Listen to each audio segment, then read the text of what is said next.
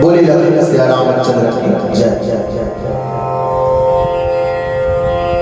एक परिवार कैसा होना चाहिए?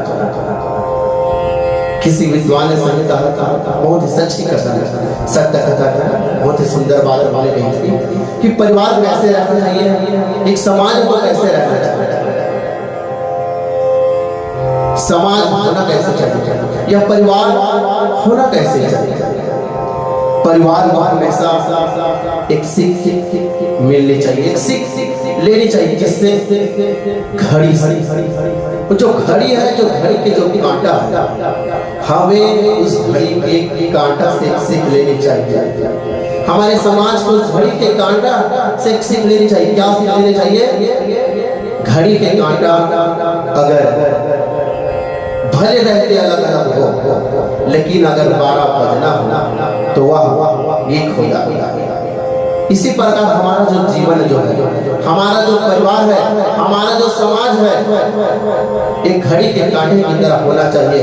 भले हम रहते अलग हो, भले हम परिवार से अलग रहते हो, भले हम समाज से अलग रहते हो, लेकिन अगर किसी का हमें 12 बजाना है, हमारे परिवार को नष्ट कर रहा है, हमारे परिवार को अलग करने का प्रयास कर रहा है, हमारे समाज को नष्ट करने का प्रयास कर रहा है, हमारे समाज को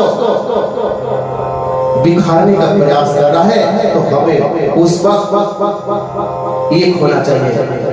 उस घड़ी की कांटा की तरह जब हमें किसी की 12 बजाना,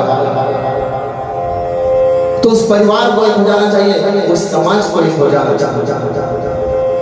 तब यह परिवार आगे बढ़ पाएगा, तब यह समाज आगे बढ़ पाएगा। और समाज को आगे बढ़ाने के लिए एक विशेष ध्यान और देना चाहिए। विशेष ध्यान कौन सा? अगर समाज को आगे बढ़ाना है तो समाज को आगे बढ़ाने के लिए समाज की व्यक्ति का गांव हमें नहीं खींचना चाहिए। समाज को अगर आगे बढ़ाना है तो हमें समाज के व्यक्ति का हाथ पकड़ना चाहिए, ना कि उसका पांव पकड़ना चाहिए। हमें उसकी टांग नहीं खींचनी चाहिए, हमें उसके पांव नहीं खींचने चाहिए। हमें खींचना है तो हमें उसका हाथ खींचना चाहिए, हमें उसकी हाथ पकड़ना चाहिए, हमें उसकी सहायता करनी चाहिए।